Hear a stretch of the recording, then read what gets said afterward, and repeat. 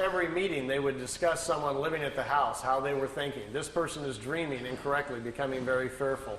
This person is becoming overwhelmed with their ego and they're starting to get jealous. This person is trying to make the other one look bad. They were studying everybody's human condition. And so to them it became kind of like a laboratory thing, and Billy was kind of like sitting in the middle. He's got all these 10, 15 people in the house behind him that are going berserko, and then he's trying to keep his cool and get them to keep coming back. I think 4 or 5 times on there, he's literally almost on his knees, please come back. I want more education. Let's continue. And they kept saying, like, that's enough. It's time to stop. And at the end, the last contact in October 78, they put him under what they called a probation for a year. If everybody could get themselves together and calm down, they would start them again. But it got worse. Instead, people just went nuts around the house, and Billy says no more, so they didn't come back anymore. Yeah. Yeah.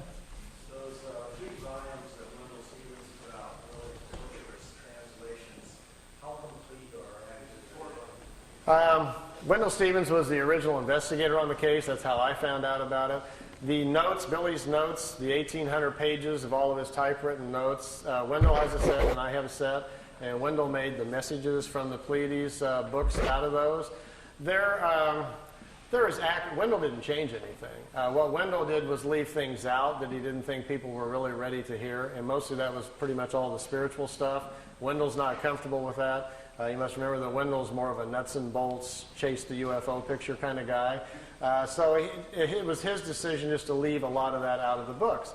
But from what I've read in him, Wendell didn't make any effort, neither did I, to try to change anything. And we just figured, let the marbles fall wherever they do. My book, The Pleiadian Mission, is a little different. I actually went to Switzerland because Wendell and Lee wouldn't give me all the notes. And so when I was traveling on my next trip, I said, I'll just go to Switzerland and get them myself. So when I did, I was interested in all the stuff that wasn't in the Messages books. Of course, the Messages books weren't all out yet at that point. So what's in mine is pretty much, most of the book is 67%, 60 to 70%, mostly the spiritual stuff, which is what I was particularly interested in. The book isn't about the UFO case. It's about the Pleiadians, how they live, why they came here, all about Earth, our history, what a creation is, what a universe is, all about the incarnation and the cycles. And these were the things, the questions that I had, and that's predominantly what's in my book. So your book is your book a summary then of this? Yeah, in my words. Yeah. And I think in some ways, not to put Wendell's down at all. I'm a big Wendell fan. I love the guy. But my book is probably more accurate at the things I talk about than his, because Wendell wasn't interested in a lot of those things. Wendell felt obligated to put it out, but didn't care that too much about it. And there's a lot of places in Billy's notes where things are not explained well, and they just didn't get it right. And then later on they fixed it, and Wendell didn't know about that. So Wendell didn't take the effort really to look into things that much because he wasn't that interested in it. Of course, reading the translations are an exercise in masochism. I've got one set of them. I used to make sets of them every now and then for study groups. People, the whole pile of them. Yeah, well, they were translated by a German student who didn't speak English. So he got a dictionary and transliterated it, just word for word without fixing the grammar.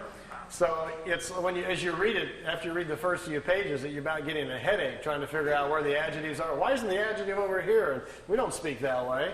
But then you get used to it. You get a flow after a while, and you kind of look at sentence by sentence, and then you start reading them a little bit better. So the translations are lousy. The first 3 books of the 18 books I had translated in beautiful English.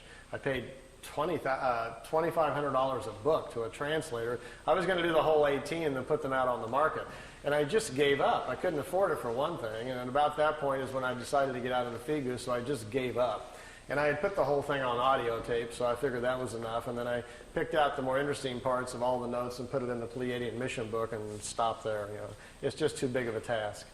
You have to do the whole thing. There's also some other books that Billy didn't give me, but which I read over there. There was 2 more books that Wendell doesn't have and I don't have. There's actually 20 sets of the books. But the last 2, there's very little information from the ETs at all in it. The last 2 are all about the people in the house arguing. All the fighting, people were suing each other. One guy called the sheriff on another guy, and there's somebody sleeping with somebody. It's just a big soap opera, and that's why he never released those. He never gave them to Wendell either. it's a real interesting study of what happens to a small group of people in a remote area when something like this happens to them. You know, they were just overwhelmed with it, and the human condition went crazy. So, you know, now none of us would do anything like that, I'm sure. But yes, you know, I could write a whole other book just on the soap opera of my life inside the figure. You know, all the stories and everything. But I'm not so much into the messenger. I'm into the message. So I really wasn't looking at any of that. You know, I went over there for my own self to get educated, and that's all I really paid attention to. Yeah. Well, let's take a little seat break. I see a lot of people squirming. And men's room this way, and ladies' room is that way. And I'll be at the table. He's down, and they're punching everything. You might want to squirm around in your seats just a little bit so you can see the TV. I've got a little extra videotape you might kind of enjoy. I mentioned earlier about those of you who on the way home tonight might catch a ride and get to go see a few things. What kind of food? Meier says he never saw them eat anything but like apples and peaches and oranges, just fruits and stuff. They don't eat. He says in their homes there's no kitchens. They don't make meals. He says basically they almost don't eat. Yeah.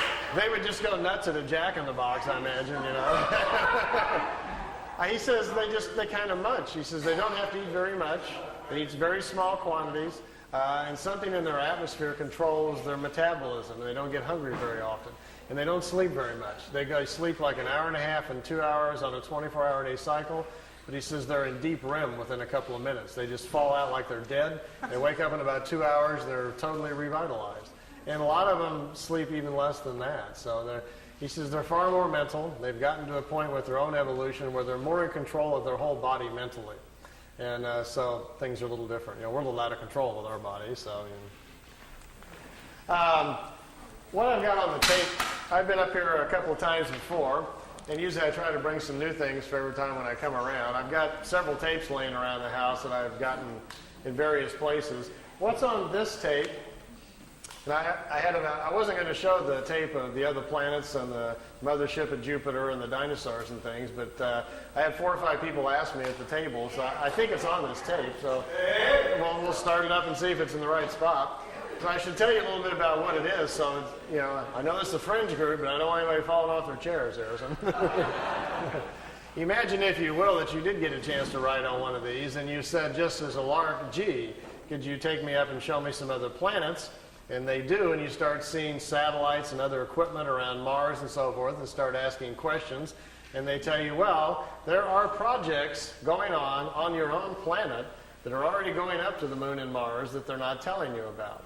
And these satellites you're looking at and this equipment is part of joint efforts by America and Russia in one group, and also the Germans, the technologists who survived World War II and on their own are already building communities up there. They're way ahead of everybody else.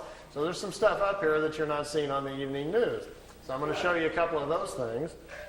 As well, at one point, Bill asked if it was possible to go back in time and actually see dinosaurs. He was just, I think, kind of goofing.